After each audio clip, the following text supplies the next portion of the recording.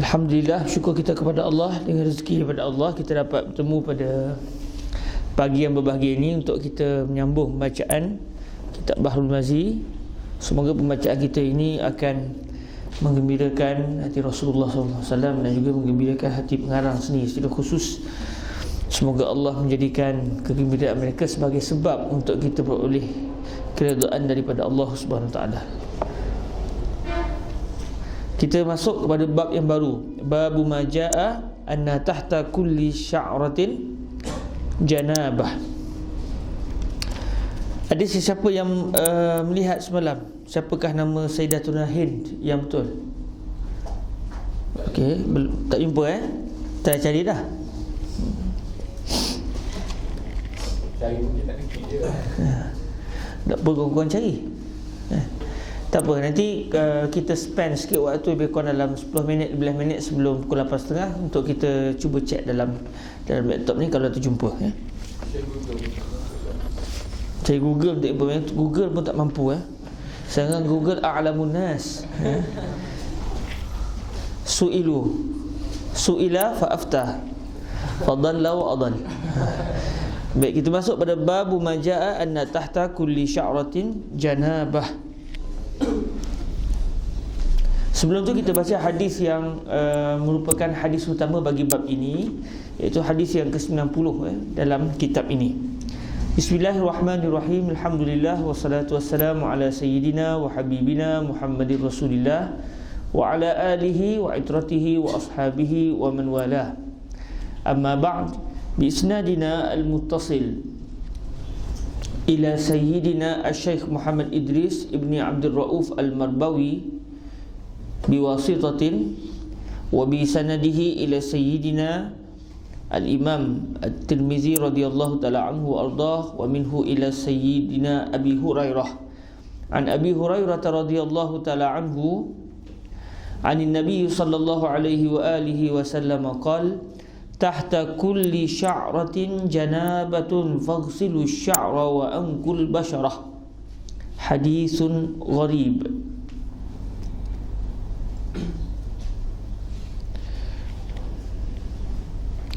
Yang bermaksud daripada Sayyidina Abi Hurairah radhiyallahu ta'ala anhu daripada Nabi sallallahu alaihi wa alihi wasallam, sabdanya, di bawah tiap-tiap bulu itu junub, maka hendaklah basuh bulu dan bersihkan kulit. Maksudnya kita akan masuk kepada perbahasan berkenaan dengan adakah bulu itu antara anggota ataupun antara benda yang perlu dibasuh sewaktu mandi junub. Secara kasarnya semua orang tahu jawapan, tapi dengan kita belajar ni kita akan dapat lebih tahu bahawa ada hujah daripada fuqaha berdasarkan hadis ini. Sebentar para hadirin.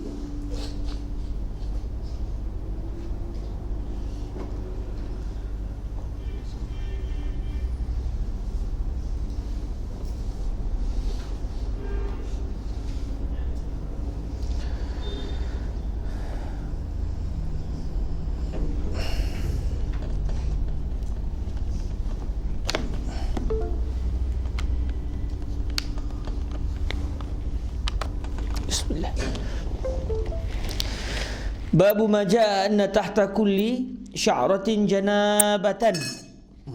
Terkejut dia pun. Anna tahta kulli sya'ratin janabatan. Bab yang telah 404, bab yang telah datang ia bahawasanya tiap-tiap rambut itu junub, yakni mewajibkan bagi cucinya. Maknanya ini adalah satu bab yang membicarakan tentang bahawa rambut itu adalah merupakan salah satu anggota badan ataupun salah satu juzuk badan yang perlu dibasuh sewaktu mandi junub. Ketahuilah kiranya ya saudaraku bahawasanya rambut dan bulu di atas badan orang yang junub wajib semuanya disampaikan air. Maka telah dikeluarkan oleh Tirmizi akan hadis yang menunjukkan atas demikian itu. Katanya, an Abi Hurairah radhiyallahu ta'ala anhu anna Nabiy sallallahu alaihi wa alihi wasallam qala tahta kulli sya'ratin janabatun faghsilu sya'ra wa anqul basharah. Diriwayatkan daripada Sayyidina Abi Hurairah radhiyallahu taala anhu, daripada Nabi SAW sabdanya, di bawah tiap-tiap bulu itu junub, yakni wajib sampaikan air, maka hendaklah basuh akan bulu dan bersih olehmu sekalian akan kulit. Kata Abu Isa, bermula hadis ini gharib. Maknanya hadis ini statusnya adalah dhaif. Statusnya adalah dhaif.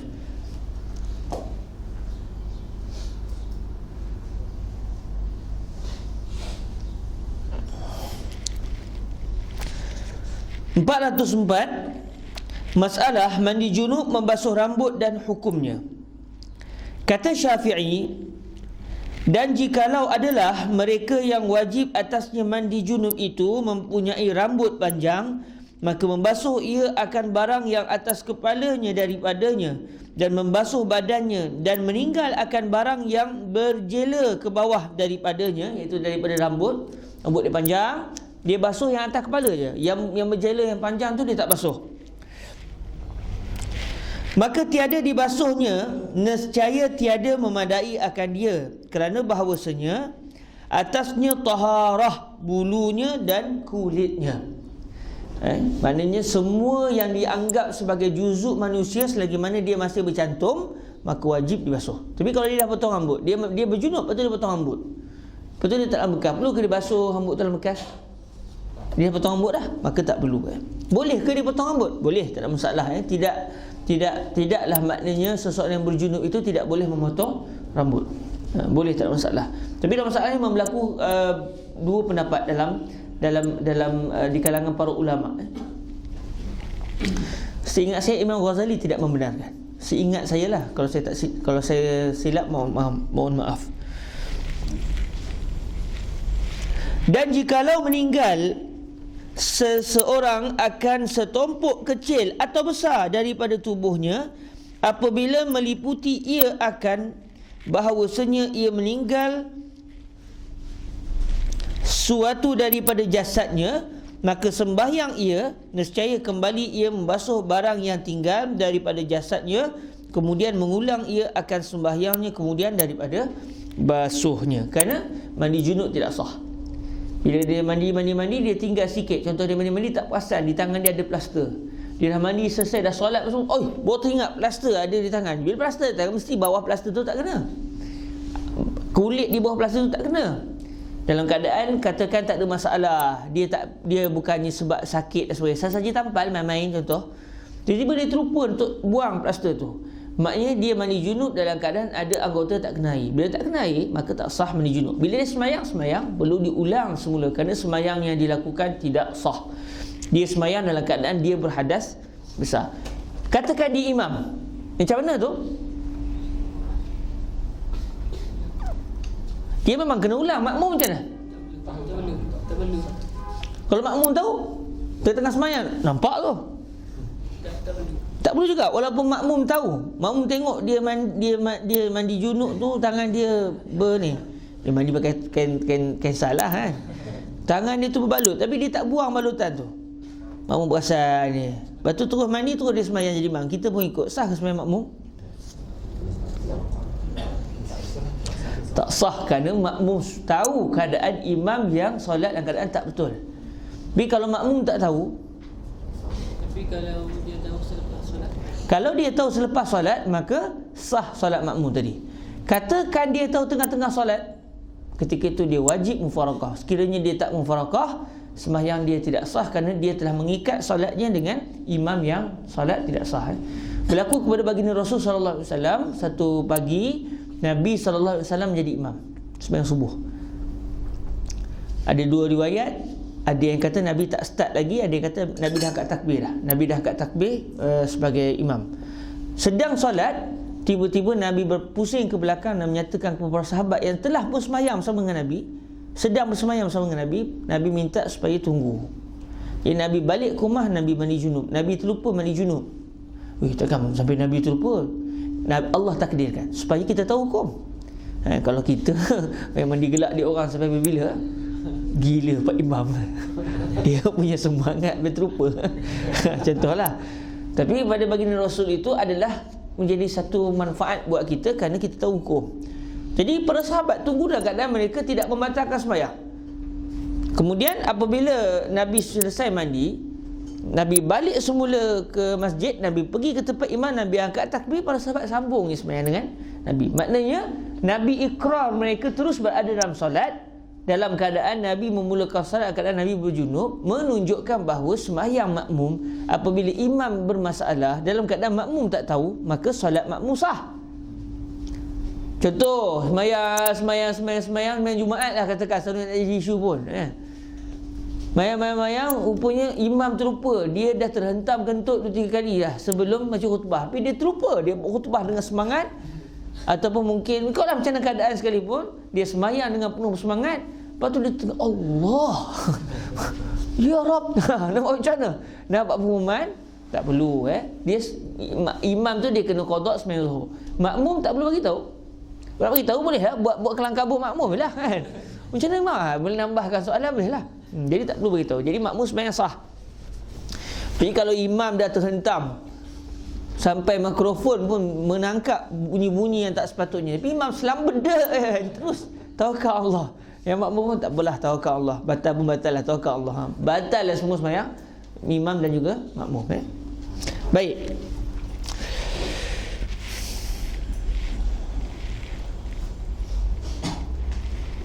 Okey, selesai Kita masuk pada bab yang baru, betul tak? Kita masuk pada bab yang baru, babun fil wudu' ba'dal ghusli. Kita baca hadisnya terlebih dahulu. Hadis yang ke-91. Wa anhu bihi qala an Aisyah radhiyallahu ta'ala anha anna Nabiy sallallahu alaihi wa alihi wasallam kana la yatawaddau ba'dal ghusli. Hasanun sahih. Yang bermaksud daripada Sayyidatuna Aisyah radhiyallahu taala anha bahawasanya Nabi sallallahu alaihi wasallam adalah ia tiada mengambil wuduk kemudian daripada mandi. Kita lihat apa yang dihuraikan oleh Syekh Idris Marbawi dalam kitab ini. Babun fil wudu'i ba'dal ghusli 406. Bab pada menyatakan wuduk kemudian daripada mandi. Selepas mandi perlu ambil wuduk ke? Itu soalannya. Selepas mandi adakah perlu seseorang yang selesai mandi junub dalam keadaan dia tidak membatalkan wuduknya, tak melakukan perbuatan yang membatalkan wuduk setelah dia mandi, adakah dia perlu mengulang? Adakah dia perlu berwuduk sebelum mendirikan solat? Atau tak perlu kerana mandi junub sudah mengangkat adab besar dan sekali dengan adab kecil dia angkatnya sekali. Baik.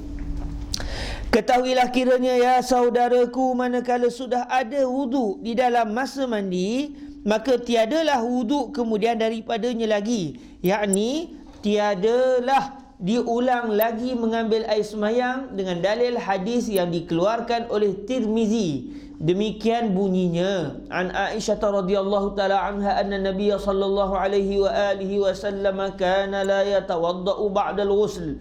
Diriwayatkan daripada Siti Aisyah radhiyallahu taala anha bahawasanya Nabi sallallahu alaihi wasallam adalah ia tiada mengambil wuduk kemudian daripada mandi.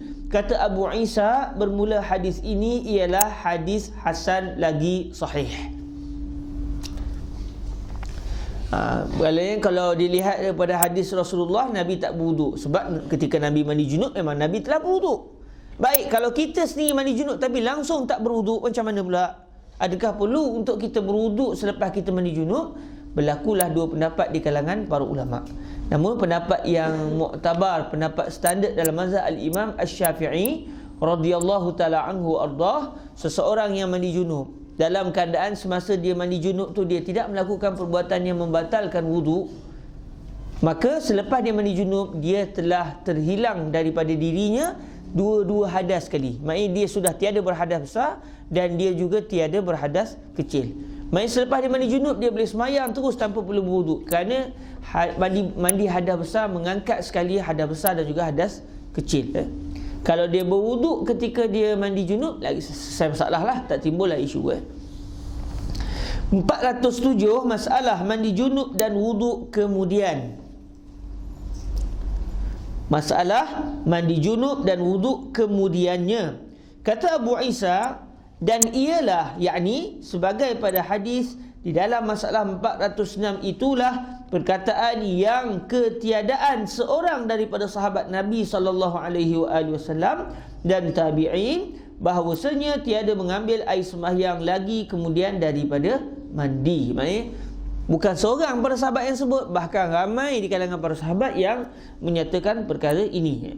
Kata Nawawi, dan berhasil fadilat wuduk mandi junub itu dengan mengambilnya dahulu daripada mandi atau kemudiannya.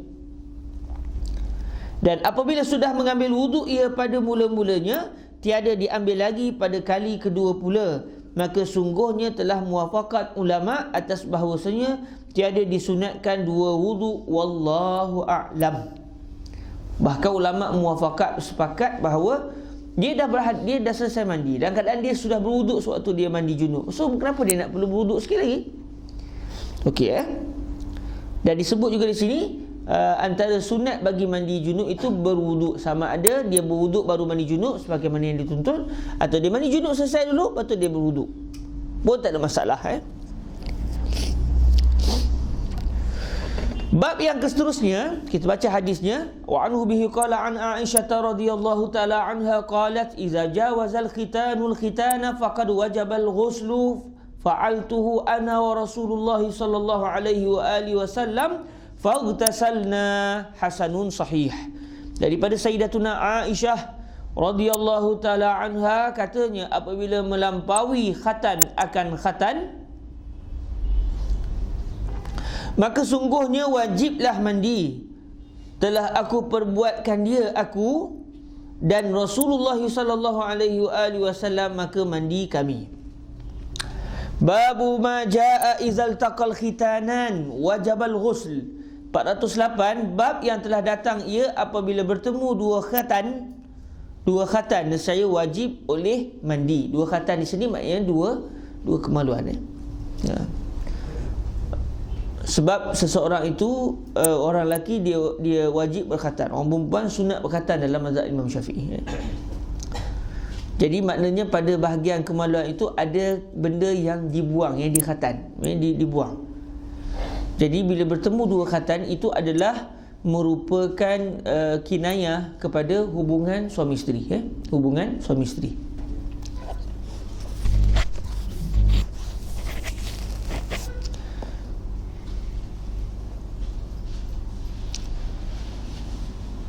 Sebab dan yang dimaksudkan bukan semata-mata dua tempat khatan itu bertemu, sebab disyaratkan hendaklah maknanya bersetubuh, bersetubuh dengan maksud yang disebut oleh para ulama sebagaimana batang celak masuk ke dalam sarungnya. Sebab kalau semata-mata bertemu dua tempat khatan itu tak lagi wajib mandi. Ketahuilah kiranya ya saudaraku, adalah setengah daripada perkara yang mewajibkan mandi itu ialah bertemu dua khatan, yakni apabila dimasukkan kepada zakar ke dalam faraj, sekira-kira ghaib kepala zakar itu di dalam faraj, sebagai membetuli parut khatannya laki-laki dengan parut khatan perempuan, maka wajiblah mandi. Dan jikalau tiada keluar mani sekalipun. Ini kita masuk kepada perbahasan tentang perkara-perkara yang mewajibkan mandi junub. Dengan dalil hadis yang dikeluarkan oleh Tirmizi, demikian bunyinya. An Aisyah radhiyallahu taala anha qalat idza jawazal khitanan, maafkan saya, idza jawazal khitanul khitana faqad wajabal ghusl. Diriwayatkan daripada Siti Aisyah radhiyallahu taala anha, katanya apabila melampaui khatan laki-laki, yakni berbetulan khatan laki-laki akan khatan perempuan, maka sungguhnya wajiblah mandi. Iaitu dengan maksud sebagaimana saya sebut tadi, umpama batang celak masuk ke dalam sarungnya. Maknanya kalau ikut bahasa fiqahnya, apabila hilang semua khasyafah, apabila hilang semua hasyafah ataupun kadar hasyafah. Apa maksud para ulama kadar hasyafah? Katakan seseorang itu Allah ciptakan dia tidak berhasyafah. Bagi orang lelaki main dia tidak ada lekuk tu, dia straight begitu. Jadi macam mana dia bersama dengan isteri dia, jadi kadar mana yang mewajibkan dia mandi junub? Iaitu kadar sekira-kira kalaulah ghalibnya berapa kadar khasyafah tu daripada zakar. Maafkan saya sebut agak ni sikit, tapi moga-moga supaya jelas difahami. Jadi maafkan saya, katakan kadar khasyafah itu biasa ghalib katakan 2 cm. Maknanya 2 cm daripada awal kepala itu, daripada awal zakat itu adalah kadar khasyafah bagi orang yang tidak mempunyai khasyafah.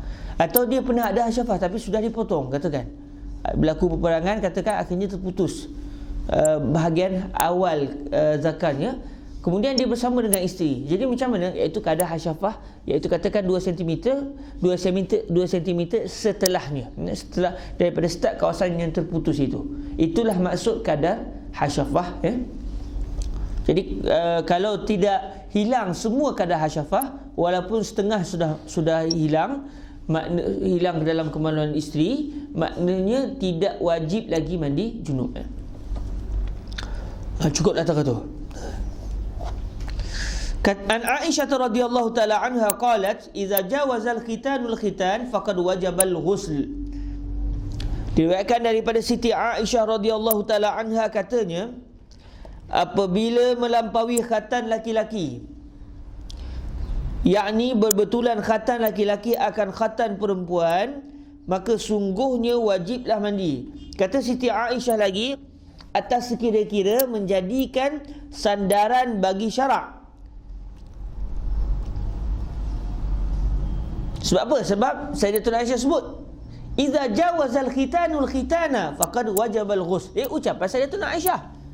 Jadi Sayyidatuna Aisyah ingin menguatkan lagi. Saya sebut ni bukan daripada saya, tetapi inilah yang saya alami bersama dengan baginda Rasul sallallahu alaihi wasallam. Lepas tu didatangkan perbuatan beliau dengan baginda Nabi sallallahu alaihi wasallam untuk menyatakan inilah hukum fiqh yang saya pelajari daripada baginda Rasul. Dan antara hikmah mengapa Allah mentakdirkan baginda Rasul mempunyai isteri yang ramai, berapa orang isteri baginda Rasul? 11. 2 orang meninggal semasa hayat Nabi, 9 meninggal selepas wafatnya Nabi. Kemudian baginda ada 2 orang hamba sahaya wanita, antara iaitu Sayyidatuna Maria Al-Qibtiyah, dan seorang lagi saya terlupa namanya. Maksudnya sebab tu kalau kita baca Nabi ada 9 orang isteri, itu merujuk kepada hayat baginda Nabi, iaitu setelah kematian 2 orang isteri baginda Rasul. Kalau kira ramai. Kalau orang Kristian rekeh, Nabi kamu isteri ramai. Sebenarnya kalau mereka buka kitab Taurah, Nabi-Nabi Bani Israel lagi ramai isteri sebelumnya. Nabi Daud silapnya dalam Nabi Sulaiman 100 orang kot kalau tak silap. Isterinya Nabi Sulaiman sebagaimana disebut dalam kitab Taurah yang masih nas tu ataupun kisah itu masih ada lagi dalam Bible pada hari ini. Maknanya itu adalah syariat para Nabi dan para Rasul. Sebab apa? Sebab bila isteri ramai, jadi mudah para isteri ini menyebarkan kisah hidup mereka bersama dengan Nabi, supaya orang dapat belajar hukum hakam. Kalau kita isteri ramai, apa faedah ya? Kita je lah, kan? Orang lain ada ke saya nak buat macam cara awak bersama dengan isteri awak cakap dengan isteri macam mana, apa faedah? Bila baginda Rasul, semua hayat baginda Nabi itu menjadi sumber. Jadi dengan ramai isteri baginda Rasul, ini akan memudahkan untuk disampaikan ilmu kepada masyarakat. Bayangkan kalau seorang isteri saja, semua orang tala ke dia, hukum gini, pengsan kau tu. Betul tak? Tapi kalau ramai, setiap orang akan menceritakan apa pengalaman mereka bersama dengan Nabi, lantas kisah itu akan menjadi sumber hujah dari segi hukum hakam. Perkara ini disebutkan oleh Syekh Muhammad Sa'id Ramadan Al-Buti dalam kitab beliau Fiqhus Sirah An-Nabawiyah. Fiqhus Sirah.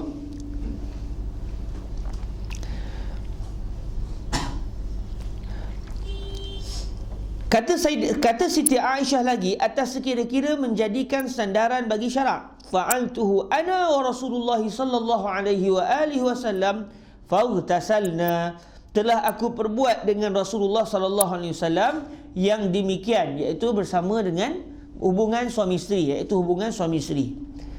Maka mandi junub kami dengan tiada keluar mani. Dengan tiada keluar mani itu tidak pula didatangkan dalam teks hadis, tetapi itu adalah daripada Syekh Idris Al-Marbawi. Mungkin beliau ambil daripada huraian para ulama yang lain. Kata Abu Isa, bermula hadis Aisyah radhiyallahu taala anha ini hasan lagi sahih. 409, masalah mandi junub kerana bertemu 2 khatan dan hukumnya. Masuk bertemu dua khatam macam saya sebut tadi sebab semata-mata bertemu dua khatam tidak mewajibkan lagi mandi. Tapi itu adalah kinayah. Kerana itu adalah mukaddimah kepada hubungan suami isteri. Kata Abu Isa, dan ialah perkataan yang sebagai di dalam hadis pada masalah 408 itulah kebanyakan ahlul ilmi daripada sahabat Nabi SAW. Setengah daripadanya, iaitu antara para ulama di kalangan sahabat yang berpandangan dengan pandangan ini adalah Abu Bakar dan Umar dan Uthman dan Ali dan Siti Aisyah dan fuqaha daripada tabi'in, dan mereka yang kemudian daripada mereka itu seumpama Sufyan Ats-Tsauri dan Syafi'i dan Ahmad dan Ishaq, iaitu Ishaq bin Rahuyah ataupun Rahawai. Berkata mereka itu apabila bertemu dua khatan wajiblah mandi. Kata Syafi'i di dalam Al-Um, dan apabila melenyap oleh seorang laki-laki akan zakarnya di dalam faraj seorang perempuan, lazat atau tiada lazat, dan digeraknya atau tiada digeraknya, atau memasuk perempuan akan zakar laki-laki ke dalam farajnya, sedar atau tiada sedar laki-lakinya, sedar atau tiada sedar laki-lakinya, nescaya wajiblah atas laki-laki dan perempuan itu mandi, kerana telah berlaku apa yang dinamakan sebagai jima'. Walaupun sedar tak sedar, berbalut tak berbalut, yang penting apabila masuk saja kadar yang sepatutnya ke dalam kemaluan wanita, maka dia menjadi perkara yang mewajibkan mandi. Dan demikian itulah tiap-tiap faraj atau dubur atau lainnya daripada perempuan atau binatang, wajiblah atas laki-laki itu mandi apabila melenyap ia akan kepala zakarnya, iaitu hasyafah. Masuk kepala zakar itu iaitu kadar seluruh hasyafah di dalamnya, serta derhaka ia akan Allah pada mendatang akan demikian itu pada lain daripada perempuannya. Maknanya walaupun benda tu berdosa ke tak berdosa ke, apabila berlaku yang dinamakan sebagai persetubuhan, maka wajiblah mandi. Hatta di kemaluan belakang, hatta dengan bukan manusia. Satu orang dia melakukan benda yang tak baik itu dengan seekor binatang, maknanya wajib ke atas lelaki itu untuk mandi, atau perempuan itu mandi. Binatang tu kena mandi ke? Tak ada. Binatang tu tak kena mandi. Dan saya pernah terbaca binatang tu hendaklah dibunuh. Binatang tu hendaklah dibunuh. Wallahualam, saya terlupa di mana saya baca perkara tu. Dan adakah benda tu mu'tamad tidak, wallahualam, saya tak ambil berat benda tu.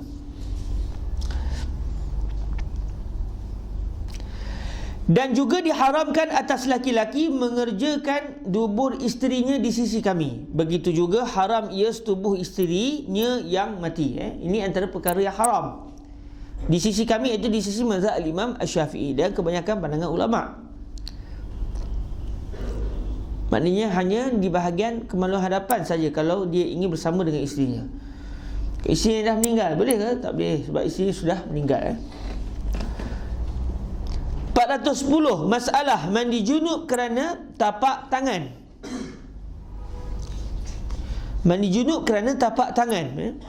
Kata Syafi'i, dan jikalau mencari hilah mengeluarkan mani dengan tapak tangan, maka tiada keluar mani, nescaya tiada wajib mandi, kerana tapak tangan itu bukannya faraj. Okey. Kata Syafi'i, jikalau disorongkannya zakarnya di celah-celah mana-mana tubuh isterinya lain daripada tiada dilenyapkannya ke dalam farajnya, sama ada kemaluan depan atau belakang, cuma yang belakang adalah haram, di hadapan adalah halal, dan tiada keluar mani, nescaya tiada mewajibkan demikian itu oleh mandi. Dan tiada kami wajibkan mandi itu melainkan bahawa dighaibkannya di dalam faraj sendirinya atau dubur. Dan tiada kami mewajibkan mandi itu melainkan bahawa dighaibkannya di dalam faraj sendirinya atau dubur. Dan tiada kami wajibkan mandi itu melainkan bahawa diraibkannya di dalam faraj sendirinya atau dubur, iaitu dalam faraj itu sendiri. Dia maknanya seorang lelaki itu dia memasukkan kemaluannya ke dalam faraj isterinya itu ataupun dubur, bukan ke dalam farajnya sendiri. Bukan ke dalam farajnya sendiri. Cuma antara perbahasan fiqhnya memang ada timbul satu masalah sekiranya seorang khunsa muskil, dia ada dua kemaluan, dua fungsi. Dia masukkan kemaluan lelaki ke dalam kemaluan perempuan dia. Adakah perkara itu mewajibkan mandi ataupun tidak? Okey, yang itu saya terlupa dia punya hukumnya. Maka adapun mulut atau lain daripada itu, daripada jasadnya, maka tiada mewajibkan mandi apabila tiada terbit mandi. Jelas perkara yang mewajibkan mandi adalah menghilangkan kadar hasyafah ke dalam kemaluan. Yang kedua adalah keluar mani. Maknanya kalau berlaku salah satu, wajiblah mandi.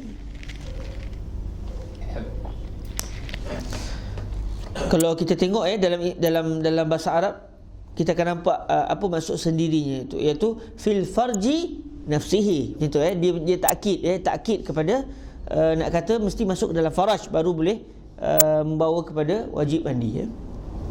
411, masalah bertemu dua khatan dan makna hadisnya. Kata Nawawi, dan bermula makna hadis dalam masalah 408 itu iaitu bahawasanya wajib mandi junub itu tiada terhenti ia atas keluar mani. Tak syarat. Bila hilang saja kadar hasyafah ke dalam kemaluan isteri, maka wajiblah mandi sekalipun tak keluar mani. Bahkan manakala lenyap kepala zakar di dalam faraj, wajiblah mandi atas laki-laki dan perempuan. Maka ini tiada khilaf padanya pada hari ini. Pada zaman Imam Syafi'i dah tak ada khilaf dah. Tapi pada zaman sahabat peringkat awal ada lagi khilaf. Ada lagi khilaf. Jadi akan timbul satu perbahasan usuliyah. Sekiranya berlaku khilaf, kemudian setelah berlaku khilaf itu, berlalu zaman, ulama' selepas itu bersepakat kepada salah satu pandangan. Adakah berlaku ijma' ataupun tidak? Itu antara perbahasan masalah fiqh. Katakan zaman kita ni timbul masalah tu, ulama' ada dua pendapat. Habis kita mati selepas ni, datang generasi yang seterusnya, dalam masalah tu semua ulama' zaman tu bersependapat bahawa penangannya adalah pandangan yang pertama saja contoh. Jadi adakah kesepakatan orang setelah wujud khilaf sebelumnya, adakah itu membawa kepada istilah ijma' ataupun tidak? Itu adalah salah satu perbahasan dalam ilmu usulul fiqh. Maka ini tiada khilaf padanya pada hari ini, iaitu pada zaman Imam Asy-Syafi'i. Semua ulama pada zaman Syafi'i, Imam Asy-Syafi'i menyatakan bila berlaku saja persetubuhan, wajiblah mandi sekalipun tidak keluar mani. Ia juga ada khilaf setengah sahabat dengan setengah mereka yang kemudian daripada mereka itu, tetapi kemudiannya telah tersimpul ijma'. Nah, itu kesepakat. Walaupun sebelumnya khilaf, tapi selepas itu berlaku ijma'. Itu kesepakatan para ulama. Kata ashab kita, iaitu dalam mazhab Imam Asy-Syafi'i, dan jikalau melenyap seseorang akan kepala zakarnya di dalam dubur isterinya atau dubur laki-laki, wali'azbillah, atau di dalam faraj binatang atau duburnya, nescaya wajiblah mandi. Sebab dia telah berlaku faraj, masuk ke dalam faraj. Wali'azbillah, di Malaysia sekarang ni banyak hubungan lelaki dengan lelaki. Saya dulu peringkat awal cuba juga untuk mendekati golongan ini. Cuba create satu Facebook khusus, kita tak beritahu kita siapa. Ada kat 2 tahun kot, ada juga yang berubah, tapi akhirnya saya tak lepas lagi. Dunia dia terlalu kotor, kotor sangat. Jadi antara muskilah manusia hari ini masalah itu. Dan kalau kita lihat, antara puncanya mungkin disebabkan mereka tidak diberikan peluang untuk berkahwin. Nak kahwin masih belajar contoh. Dia nak kahwin tapi masih belajar, duit tak ada, siapa nak support? Jadi benda ni, antara benda kita sebagai budak muda ni, walaupun saya dah tua kan, budak muda ni, bila kita dah berkeluarga ni, dah ada anak isteri, ingatlah Kalaulah kita ada kemampuan, bila anak-anak sudah sampai tahap perlu berkahwin, walaupun mereka masih belajar, apa salahnya kalau kita yang bantu anak-anak kita kahwinkan mereka dengan duit kita dan sara mereka selagi mereka masih belajar. Apa salahnya? Itu merupakan satu manfaat besar supaya anak-anak kita tidak terlibat dalam kancah zina ataupun kancah yang lebih dahsyat daripada itu lagi, ya. Banyak kes, wali'azubillah min zalik. Friend saya saja mungkin dalam 500 orang atau 600 orang yang saya cari sendiri. Dia tak cari saya lah. Saya cari tu dalam grup lah. Saya salah faham. Banyaklah kes-kes yang berlaku. Dan kita selami pemikiran mereka sangat-sangat pelik. Dia bukan tak tahu benda tu haram, dia tahu. Tapi dia kata saya dah diciptakan Tuhan begini. Saya dalam mimpi pun mimpi itu. Benda ni bukan saya yang buat. Dia faham gitu. Dia faham gitu. Dan banyaknya dengan sebab ada pengalaman buruk di asrama dulu. Banyaknya sebab itu. Lepas tu baru kita faham kenapa ustaz-ustaz tak bagi abang-abang senior dengan adik-adik junior ni satu sekatil ataupun di asrama saya dulu dibezakan terus. Adik-adik form 1 form 2 ni dia satu asrama khusus.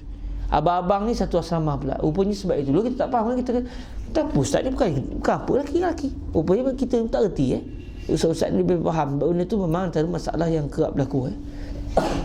Alhamdulillah. Tapi kepikiran itulah dia saya sendiri dia fikir tak boleh. Tak boleh.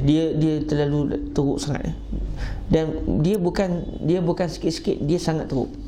Dia sangat teruk. Dan ada satu orang sampai sekarang dia masih berhubung dengan saya. Umur dah berapa? 33 tahun. Saya 35, dia 33. Dia panggil saya abang-abang, seram juga. Tapi tak apalah. Dia nak panggil abang-abang lah. Setelah dia lah yang paling banyak cerita ni. Lepas tu bila saya tutup Facebook tu, saya tutup Facebook yang teruk tu, akhirnya saya maklum kepada dia siapa saya. Terus lepas tu dia jadikan supaya rujukan dia lah. Tapi kadang-kadang tu lah bahasa dia pun kotor sikit lah kan. Bahasa kotor sikit. Kadang saya marah jugalah. Sebab kita dah bagi tahu yang kita ni belajar agama. Jadi dia agak ni sikit lah. Kalau dulu ya dah agak ni lagi dahsyat lah. Dan istilah-istilah mereka sangat menyeramkan. Tapi itulah realiti. Sebab tu saya sebut ni bukan apa, bukan supaya kita mencari pula. Saya cadangkan tak perlu cari. Selagi tak kahwin jangan cari. Sebab nanti kita akan duduk dalam dunia yang sangat kotor. Saya maklum dengan isteri saya apa yang saya buat supaya jangan isteri saya salah faham lah. Dia kat tu kan.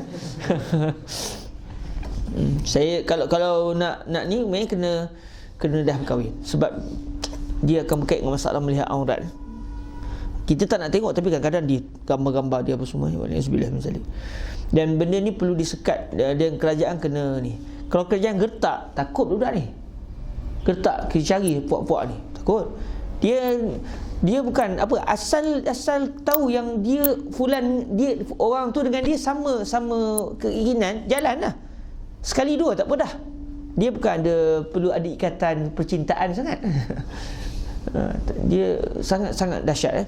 Dan budak yang ni, yang saya berhubung dengan saya ni, saya kata kahwin lah.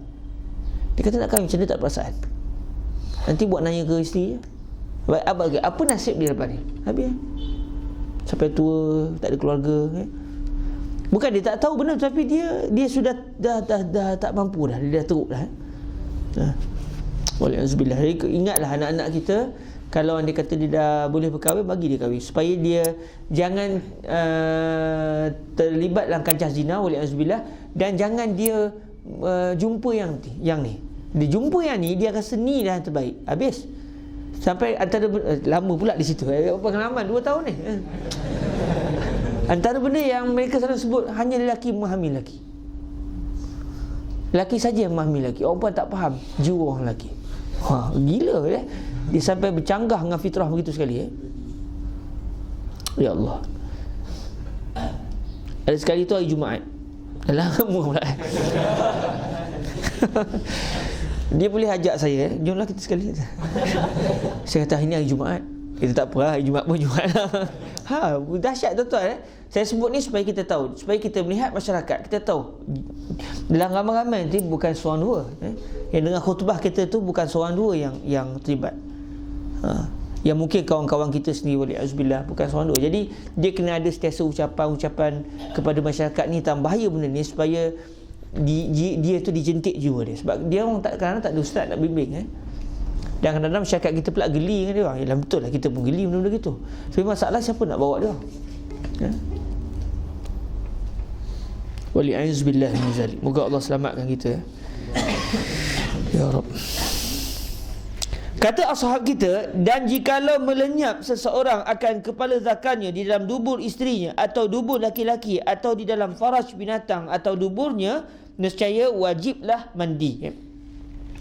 Sama ada yang kena masuk itu hidup atau mati, besar atau kecil.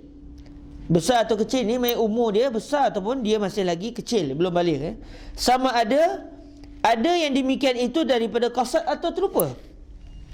Daripada qasad atau lupa. Maksudnya yang berlaku saja perkara itu, maka wajiblah mandi. Dia akan jatuh kepada al-ahkam al-wad'iyah. Kalau dalam ilmu usul fiqh, dia bukan al-ahkam at-taklifiyah. Al-ahkam al-wad'iyah dalam ilmu usul fiqh. Dan sama ada dengan kehendak sendiri atau kena gagah. Maksudnya kena paksa lah, kena gagah. Orang gagah kan juga dia, orang paksa dia juga untuk melakukan perkara tersebut. Bolehkah seorang perempuan yang dia diancam bunuh, kalau kamu tak buat, kamu akan dibunuh? Akhirnya kata, daripada aku kena bunuh, biar aku melakukan dalam keadaan dia terpaksa. Boleh ke tidak boleh? Fuqaha dalam mazhab Syafi'i mengatakan tak boleh. Maksudnya dia kena redha untuk dibunuh daripada dia berzina, walau dia diancam bunuh sekalipun. Maksudnya kalau dia diancam bunuh sekalipun, dia kena anggap itu adalah takdir dia, dan dia tahu sabar kepada Allah. Sebab dia tak ada istilah mengambil mudarat lebih ringan, sebab kedua-duanya mudarat sama besar. Sebab bila dia mengandung, apa yang berlaku? Keluarga akan malu, anak macam mana pula Tapi kalau dia yang dizalimi tanpa kerelaan dia, tak apa. Masalahnya awak buat sekarang, kalau tidak kami bunuh. Dia kata tak apalah, ad-daruratu bil mudarat. Dia pun melakukan hubungan haram tu atas dasar dia tak nak, tapi dia terpaksa buat. Tak ada. Maka dengan sebab ini tidak boleh yang dianggap kalau dia terpaksa dia boleh melacur. Dia bukan dalam mazhab kita. Bukan dalam mazhab kita. Dan saya tak pasti ada pandangan fuqaha lain ataupun tidak dalam masalah ni. Sama ada yang demikian itu daripada qasad atau lupa, dan sama ada dengan kehendak sendiri atau kena gagah atau masukkan oleh isterinya akan zakarnya dalam ia tidur, dan sama ada bangkit keras zakarnya atau tidak, dan sama ada zakarnya berkhatan atau tidak, maka wajib semua kelakuan itu mandi orang yang bekerja dan yang kena kerja. Maknanya al-fa'il wal maf'ul.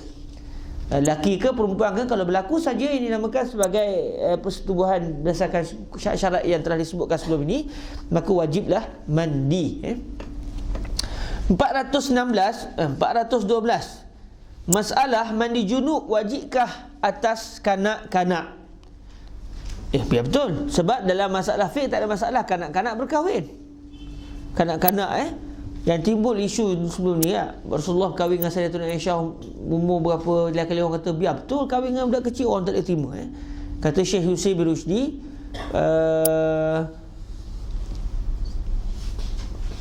kanak-kanak zaman dulu tak macam kanak-kanak zaman kita. Makanan mereka, tumbesaran mereka berbeza. Maknanya bila Nabi berkahwin dengan Sayyidatuna Aisyah, ketika Sayyidatuna Aisyah masih terlalu muda, ketika itu umur itu di sisi masyarakat Arab memang sudah boleh berkahwin, sudah jadi anak dara betul. Kalau ambil contoh paling mudah lah, nenek-nenek kita dulu kahwin umur berapa? 11 tahun, 12 tahun. Macam mana tu? Budak lagi kalau hari ni tak. Tapi dengan sebab makanan mereka berkhasiat, je tubuh mereka sesuai untuk berkahwin. Bahkan dari segi hukum fiqh tak ada masalah kita berkahwin dengan budak perempuan yang umur 1 hari. Tetapi berkahwin yang dibenarkan iaitu akad nikah. Adapun melakukan hubungan suami isteri tak boleh, haram. Melainkan setelah baby perempuan tu mampu dari segi kesihatannya, dia sudah boleh untuk melakukan hubungan bersama dengan suami isteri. Dan zaman satu ketika dahulu benda ini diperlukan. Kadang-kadang orang dia nak pergi musafir dan dia tak tahu dia akan mampu balik ke tidak ke negeri dia balik.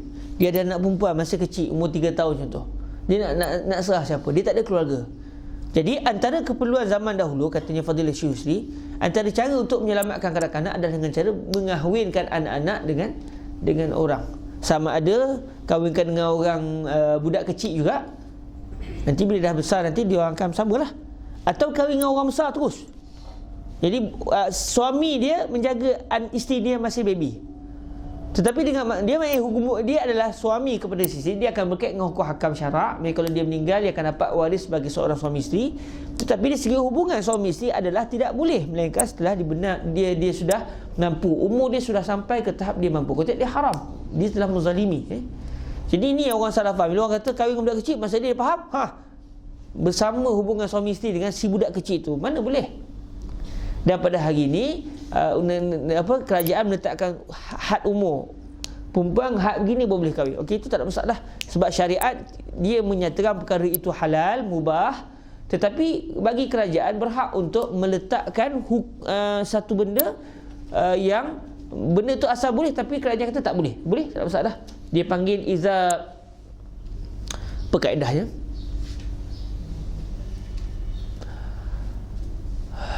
rafa'al khilaf. Al-hakim rafa'al khilaf. Saya terlupa, tapi lebih kurang kasarnya bila seorang pemerintah memilih satu pendapat di kalangan pendapat fuqaha, atau benda tu halal di sisi syarak tapi dia kata tak boleh. Contoh, teh ni boleh kan? Tiba kerajaan kata bahaya ni sebab teh ni datang daripada luar dan dia memberi kesan yang buruk kepada ekonomi kita. Nanti orang tak beli teh kita, sedangkan kita sangat perlukan, benda tu sangat penting. Jadi teh kerajaan keluarkan satu kenyataan, tidak ada siapa boleh minum teh. Sekiranya minum akan ditangkap. Jadi orang boleh bertikai tak? Kerajaan bercanggah dengan syariat, melawan Allah Ta'ala. Allah tak ada pun kata yang ni haram. Dia pandai kata tak boleh. Dia tak begitu. Bila kerajaan kata tak boleh, dalam keadaan benda yang dia kata tak boleh tu halal, bukan wajib. Kalau wajib tak boleh lah kan? Semayang wajib, tiba kerajaan kata demi untuk memastikan kita sihat jangan semayang, itu mengarut lah. Tapi kalau benda tu halal, mubah, contoh macam teh tadi, teh ni halal. Tiba-tiba kerajaan kata rakyat Malaysia tidak dibenarkan minum teh. Ketika itu wajib orang Malaysia tak boleh minum teh. Berdasarkan masalah lah. Dan kerajaan dia tak boleh pula ikut dan dia je. Dia janganlah buat ketetapan mengarut tu. Tapi kalau ketetapan itu penting bagi rakyat, contoh macam kata ikutlah, ada sebab-sebab apa dia tak benar. Contoh macam isu kahwin tadi, tak boleh berkahwin dengan kanak-kanak umur kurang daripada sekian. Maknanya itu hak kerajaan, sebab kerajaan telah meneliti realiti masyarakat pada waktu itu, dan zuruf ataupun suasana itu berubah berzaman ke zaman. Masalah mandi junub wajibkah atas kanak-kanak? Kata Nawawi, apabila adalah yang menghaibkan hasyafah ke dalam faraj itu kanak-kanak keduanya, atau salah satu pun tak ada masalah, maka bahawasanya tiada dikata orang wajib atasnya mandi junub, kerana bukannya ia diberati syarak, iaitu mukallaf. Dia belum mukallaf lagi. Dia walaupun dia dalam keadaan berhadas, tapi dia bukan mukallaf. Dia tak wajib solat lagi. Dan tetapinya dikata orang jadilah ia berjunub. Ya, budak tu berjunub. Katakan budak lelaki, dia tak balik lagi, tapi dia dah berkahwin, dan dia pula memang boleh melakukan hubungan suami isteri. Dia budak lelaki yang gagah, tapi dia tak balik lagi. Ketika dia melakukan hubungan kelamin dengan isteri dia, maka budak tadi tidak wajiblah mandi junub, sebab dia belum mukallaf.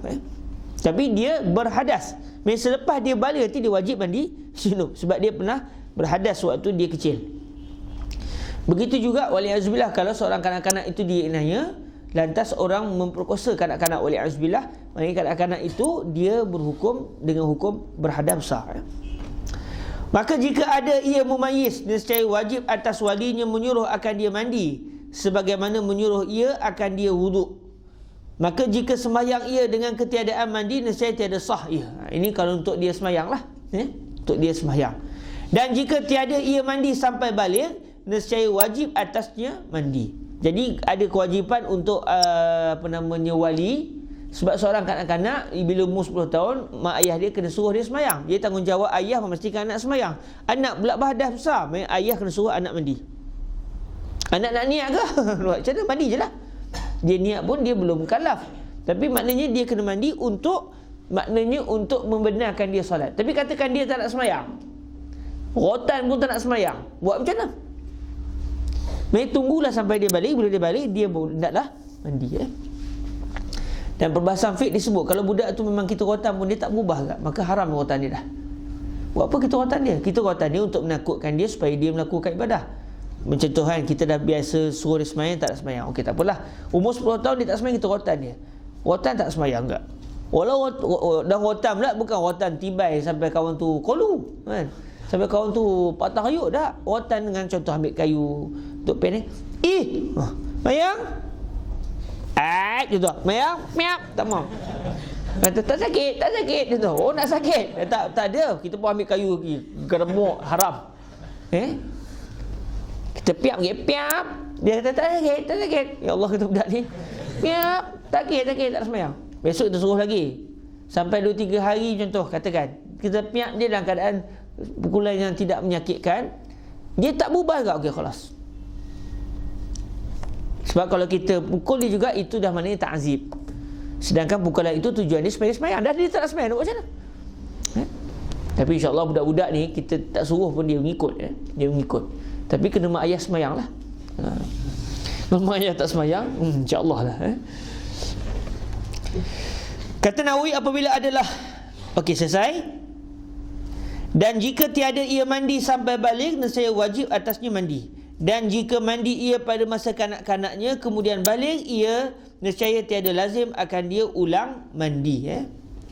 Dan jika mandi ia pada masa kanak-kanaknya, kemudian balik ia, nescaya tiada lazim akan dia ulang mandi. Sebab dia dah mandi pada zaman kanak-kanaknya. Tapi di sana ada satu perbahasan lah, mungkin orang akan timbulkan.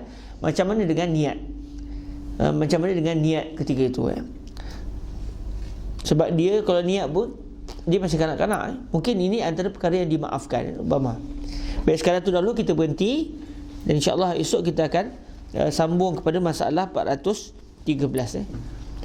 Wallahu ta'ala a'la wa a'lam. Saya ingat saya sempat untuk murajaah, tapi komputer ni dia nak install lah benda dah.